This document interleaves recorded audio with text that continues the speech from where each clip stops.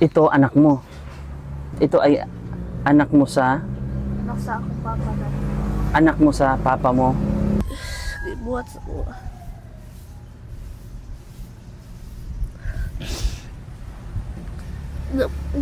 Usubok ko sa akong mama kay iya ko manalan niya ako natahon.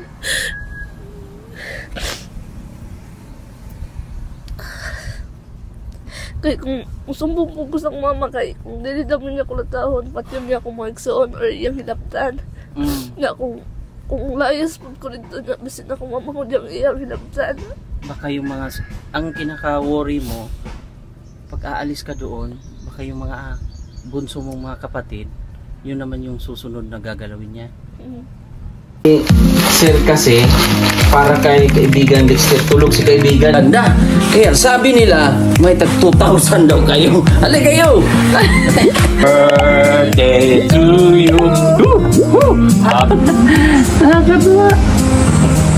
Tawa. Tawa pa rin. Laban lang, ganyan talaga. Ay, ito kay Kuya!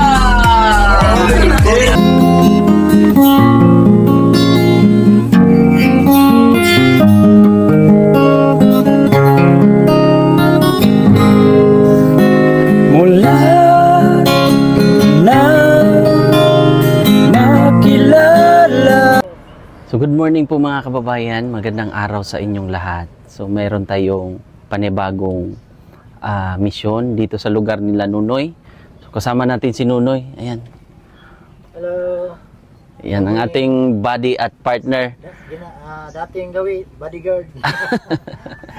Magkaibigan at ngayon po ay kasalukuyan po ay meron po tayong mimisyonan at tara po mga kababayan, ating alamin ang kwento ng kanyang buhay. So tara, pasok tayo. Hello. O, anong pangalan niyo po? Ate, Jinami. Ikaw ay ilang taon? 19 years old. Kamusta kayo dito? Okay ka lang. Ito anak mo. May partner ka ba ngayon? Ito ay anak mo sa Anak sa akong papa na. anak mo sa papa mo noon. Paano ang kwento?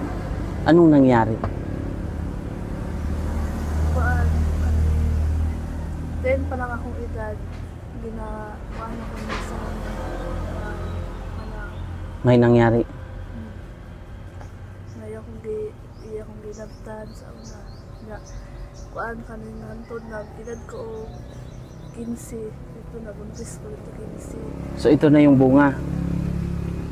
Tapos, kuan kay, di naman ako kaya kay kuan kung mutugan po gusto akong mama kay baharan mo ko niya nga pati na niya akong maigsoon or atong mga babae na akong manghod or iya ba daw hilaptan.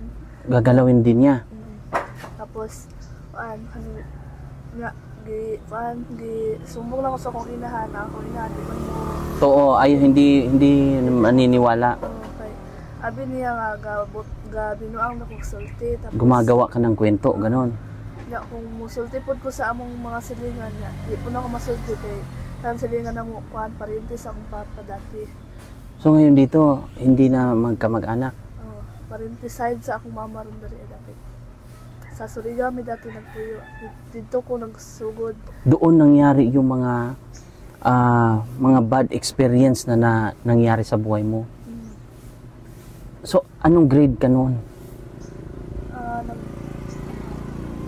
Grade 4. Grade 4 ka pa lang. 10 ako. Grade 4. Kasing edad ka ng aking panganay. Ikaw ba ay dalaga ka na noon, nung time na yun? Wala pa. Wala pa. Siya ba ay normal nung panahon na nangyari yung mga ganong sitwasyon? Kay kuan ang kanang kuan sa ko kanang hubog siya. Lasing siya. Si mama mo ay nandun, hindi niya, Kuan. wala siya nung time na yun. Atulon niya nga magnaka ako mama magpalit og bugas. Na anong gusto ko mauban kay para galikay ko na masuko siya nga mauban ko. Yung 10 years old ka pa lang, yung unang attempt ba ay, yung unang pangyayari na yun ay sa bahay yung mismo nangyari? Sa among balay.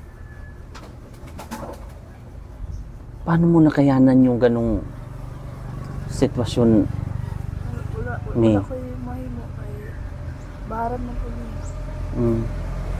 Tapos pag sumbong ba ko kay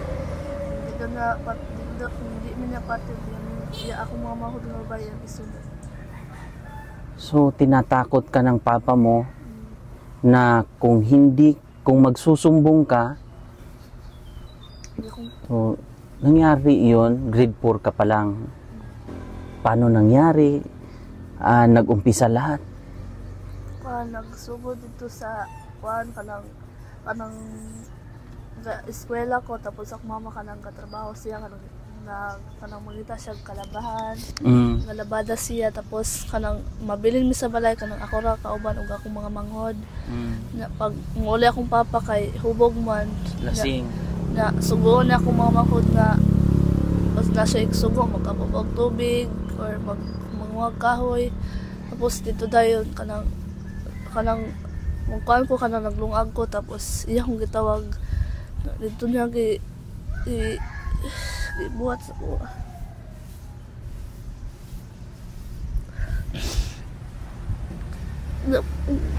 Usubong ko sa kong mama kay iya ko manalan niya kung natahon.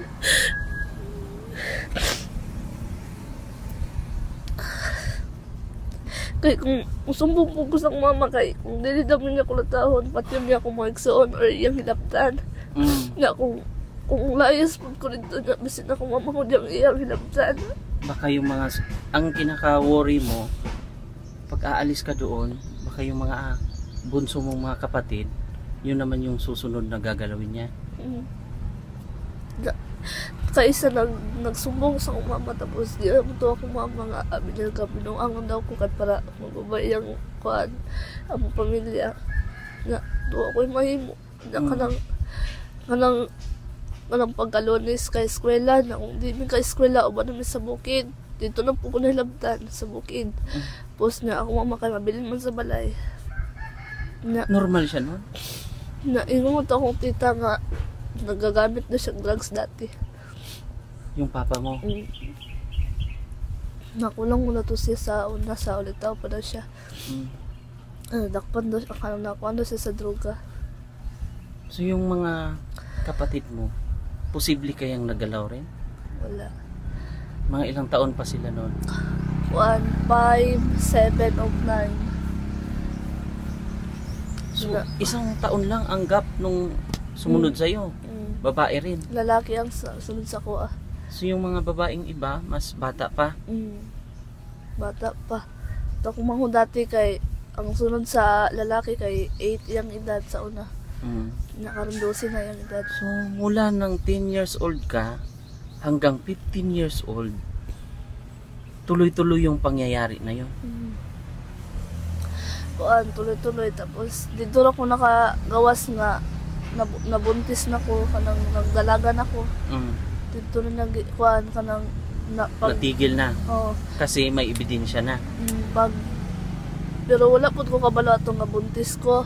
Ato nga time nga eskwela ko, high school, grade 7 na matingala ko kay nga baktas ako ga eskwela wala magasaka na. Sige magsakit akong tiyan tapos na pagka abtag bulan natingala ko nga kahit uglihok akong tiyan nga o ko kabalo na pag ato na mo sa doktor kay ni hawa mo ko sa among balay ni gitabangan ko sa akong mama ay ang akong mama tagaan ko nagkwarta kay ang iyon sa akong tita nga pabakasyon na ako sila sa Tagum na akong Tagum na akong Tagum gikan Surigao na pag abot na sa Tagum diditso ko sa balay sa akong tita tapos na dito pag abot sa balay sa akong tita mga pila ka adlaw na matikdan ko niya nga nung dako akong tiyan. Pero napansin ng tita mo na malaking unti-unti lumalaki ang tiyan mo. Tapos kanang pag abot sa mga pila ka adlaw nung gisultihan ko sa kompita nga nung dadako daw akong tiyan wala. Ginami, hindi mo na mabilang yung mga panahon na ikaw ba ay nagalaw ng sarili mong ama? 10 hantod nag 15 ko dito ra na undang nga nabuntis ko. Dito ra pud nga time nga dito ra pud ko nakalingkawas nga pagkabuntis na ko nihawa ko kay ni pa bakasyon ko sa kong tita sa Tagum. Nga dito ra pud nabalan tita nga mao to gigatong sa kong amahan. Wala bang nakakita or nakapansin ng mga kapitbahay nyo na yun ay ginagawa ng tatay mo yun sa'yo? Wala kay kanang Bukid ba yung lugar nyo doon sa Surigao? tanong lagi magsilingan. Malayo ang kapitbahay. Paano yun pag normal siya? Wala siya sa yung... Pag normal siya or dili buhaton gyud po na sa Gagawin niya kuha. pa rin yun? Sa pag mahubog ba siya or dili buhaton gyud po na basta wala akong mama. Wala lang pud ko mahimo kay bata po ka nga time. Kay kung madlo ka pud ko sa una kay wala ko kasumbungan kay kung musumbong ko parinti man na tanan dito kasi kung sumbong ko na isulti sa iya na pag makuan makulatahan ko. Nung ginaantos lang na ako anto nag-abot ko 15 na buntis na ko atong nga time nag-eskwela ko na magsige kong baktas na tingala ko nga sige sakit ang tiyan na kada buntag sa'yo sige, gusto na ko nga magkaanog mangga. Parang nahilig mo lang, parang nabigla ka na parang gusto mo lang nahiligan ng kumain ng mangga, gano'n, hinahanap mo na. Kay sa una di ko nagmangga kay kanang tungod sa kaaslom. Tingala ko itong time nga buntag pa sa'yo nangita na akong murag nangita akong lawas sa mangga ba kay gusto kong kaon na pagkuan na abtag mga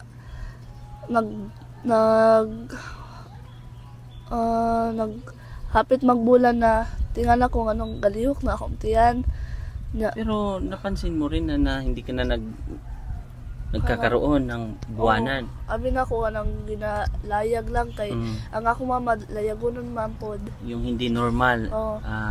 Anang Hindi normal ang re- buwan ng dalaw. So, ito na yung bunga ng ginawa ng iyong papa. nga sa una kay murag kabalo siguro siya nga buntis ko anang iyang ipakuha ang bata sa kutiyan Parang gusto niya pang palaglag ipalaglag yung bata. kay para di siguro siya ma-booking sa iyang name sa kuha. Buti hindi ka pumayag, May. Kuan kanang sa una gipainom ko na og kanang pills kanang para matanggal daw kay kuan ang mga kuan siguro kabulan ko tayo mga 5 siguro to kabulan kay galihok naman siya. Nya, So, hindi na kaya. nagpainom ko nag pills nya pagkaman sa pills pag mula ka na pud mi kanang uban man ko niya magpalit og bugas magpalit siya og kaning portal na og coke ipainom sa kuha dati na Hindi niya, wala siyang hindi niya maisip yun na parang sarili niyang dugo. Hindi ba siya nag-sorry sa'yo? wala dito rin siya nang sorry sa kuha nga nagfile ako kasi sa iya ha dito rin siya nang nagpasaylo. So ngayon, si papa mo ay nahatulan na. Habang buhay. Kung nagali po tungod sa pamilya sa akong mama dari kung wala si Kagawad Opelia, di walay mo tabang sa kuha sa una. Si Kagawad Opelia lang ang tabang sa kuha nga akong iyaan. Na mapanagot yung Papa ginawa na. ng papa mo. Okay. Tung sa una, pag abot na akong tagom, natingala akong titang ako akong tiyan na kaning gisutin ako talan sa iya, gisutin ako gilabtan ko siyang igsuon. Si Ma'am Opelia, kapatid ng papa mo? Hindi kanang igagaw sila sa akong mama dari Dito na side. dito sa tagom tong akong gisak-an igsuon sa akong papa. Yung sa Tagum. Oh, Na mismong kamag-anak ng side ng papa mo. So, hindi ka ba tinulungan din doon? kuan iingan ako siya tapos pag iwan ako sa iya nga mao tong nahitabo sa ko sa iya igsuon pagkaugma ni ato siya og kaning Surigao kay para ato na yang Kumprontuhin yung papa mo. pag ato na dito ayun ang di kasabanan na akong papa nga itong mahimo na niya nga ang iya ng sariling dugo yan na po lang gikaon nga pagkakuan na ato mga dagan og mga pila ka bulan kanang gipalakaw na ko sa kong tita dito kay gikuha ko sa akong mama sa Tagum. Mga kuan, pag-abot na ko sa Tagum sa una, akong tiyan 6 months na di ay. Hindi mo napansin na gano'n na pala ano yung tiyan mo. Wala pud ko kalibutan dati kay wala pud ko experience anang Paano magbuntis. experience mo nung una? Yung hindi mo masikmura pa. Paano mo ginawa yung paano na iniisip mo pa na bakit nagawa ni Papa to? Yung mga gano'n. Sige kung kuan nga nakaingon ko nga di siguro ko niya anak kay anong giingonan ko niya kay anong uban bata kay makita na ko sila nga kuan suod kasi sila mga papa pinangga kasi sila na samantalang ako na nanganungan ingon ani ko hindi nga mo masikmura. na Hindi na. kuan ko nga na Napuwersa ka ba nung time na yan na nung una? Napuwersa ka? oo. Tong first niyang kuan sa ko kay dati lang 7 pa ay 10 akong edad kamot lang iyang ginakuan sa ko dati. Tapos pagkaabot na ko kalang ginarigla na ko tog na ginakuan Ginagalaw ka na. ito kay pag first niyang kuan sa ko kay maglisod ko lakaw tapos gadugo ko maglisod basta gahubag ang akong part dapit. Tama na siguro. Kasi parang hindi ko masikmura, hindi ko malubos maisip na ganong edad ka pa lang na mismong ama mo pa ang gumawa ng ganon. Pero ang pinakamagandang resulta ay napanagot ba? Kahit papano Atong 2021 naguli mi sa akong mama diri nga ato nga time abi na ko gilayas na gutong akong papa sa una kay sa Surigao pagikan gipalayas naman siya dito kay ang mga tao kanang kabalo ato nga time nga ato di ko niya akong gilabtan to gipalayas siya tapos kami na labilin sa akong mga madto manghod ni uli mi diri sa Gobjen diri mi atong 2021 na niuban man siya sir na wala ko kabalo nga nganong niuban siya. sumama siya dito. Oo. Sala pud niya nganong niuban siya diri So nya abot na mo diri dira mi sa magbug natin ng puyo pasaka sa akong iyaan na pagkakuan ni balhin na mi diri na dito na tingala akong iyan kay di man katuwa akong iyan nganong bata pa lang ako na ko. Ang mismong papa mo ang nakabuntis sa'yo. Na kanin pag sultin ako sa kong iyaan nga mauto nga gilabtan din ko sa akong papa na ang amahan sa kuha na akong papa. To nagkuhan si mama yun og kuhan. Kaso na. Oo, nagbayad siya kaso na atuan na siya pulis ang kato akong papa gatawag pulis. Na kuhan. Pag adto sa pulis dito kay dakpon siya kato yung gilabot sa kuha. Pag adto sa pulis niingon mo to kung isa ka tita nga dagan niya ka na pulis to tita mismo yung igsuon sa akong mama sinabihan pa na siya po to kumbinsi sa kuha nga kasuhan kasuhan ako siya kay siya po daw dati gilabtan mo daw siya ato akong papa gilabtan mo daw siya sa akong papa dati dalaga pa daw siya ano yung edad 17. Tsahin mo yon. Nag-uban na siya sa akong mama sa una daw nga pag kami nyo daw sa akong mama ni uban daw siya kay para sa akong mama daw magpuyo sa Mako sa Tagum sa Mako dapit dira sila nagpuyo sa una na labtan po daw siya so parang may nagtanim din siya ng galit pero bakit pinatakbo niya? Ang buto pud ko kabalo kay pagka kwanto nanang pulis padulong nga sa among balay murag sudulon man ang balay gamay sa Tagnito kang may sudulon among balay na tapos pagka kuan sa pulis pagka abot na sa tungkaran ni mas tita dagan niya kanay pulis to akong papadagan kayo to wala na siya nakpan so unang attempt noon hindi pa siya nahuli wala kay kaning pagkadagan niya na ang ako pud kay gipadagan po ko sa akong tita kay ang kanidaw nga bata kuhaon na gid sa DSWD kay para sila daw makatiman kanidaw ihatag sa kuha mo to ingon sa akong iyaan kasi bata ka pa noon na ako mahalok pud ko nga kuhaon sa kuha akong anak kay di po na ko kaya naton ni uban po ko sa kong tita nga ni dagan niya pagkakuan na giila na po na pagkahuman na magdagan ni tita nagtago mi sa sagbutan tapos pag adto dito kay naa naman si Papa mo. dili katong DSWD nga di kumpronta na ko siya nga ingnan ako siya nga ma'am ingon ka ma'am nga di niyo kuha ng bata mo anong kuhaan niyo ang bata na si Ma'am Leia nga wala man daw siya nagsulti ato. So hindi pala totoo 'yon na kasi ang mga DSWD kung sino yung ina or nakakarapat dapat na mag-alaga, hindi nila yan kukunin.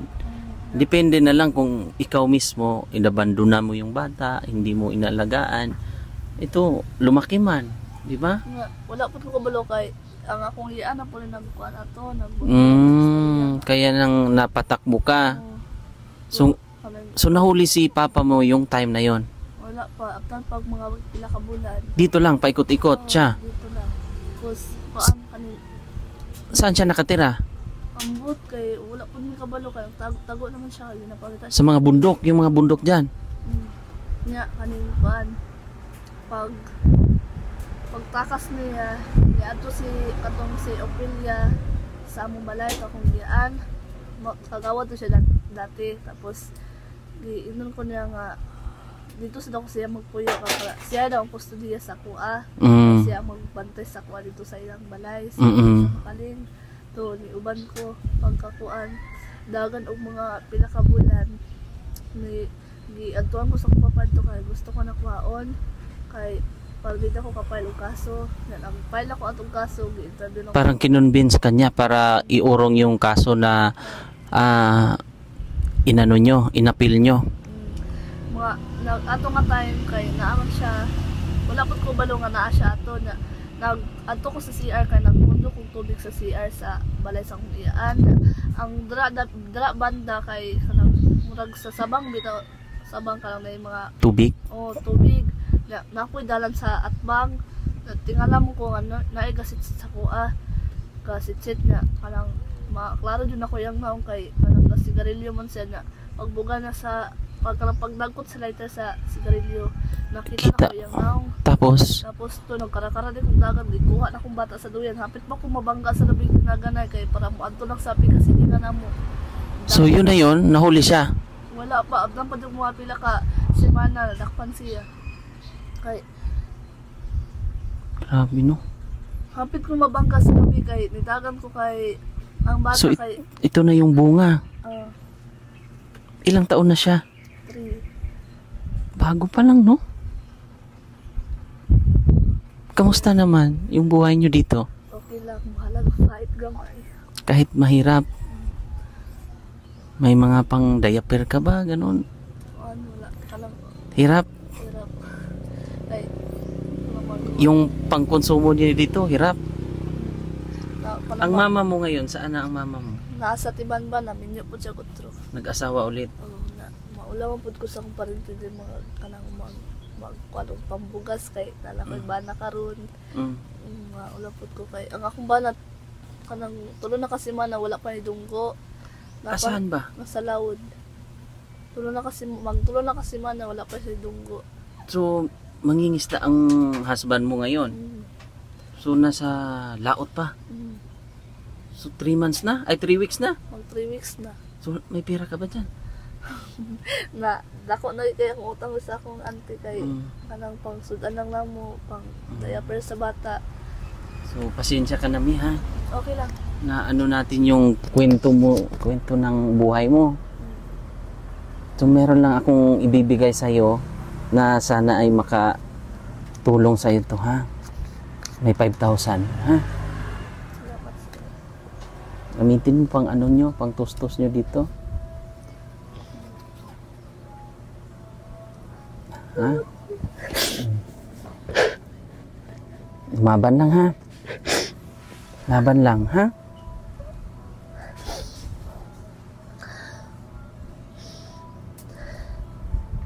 Kaya mo yan, kaya. Ha? Fight lang.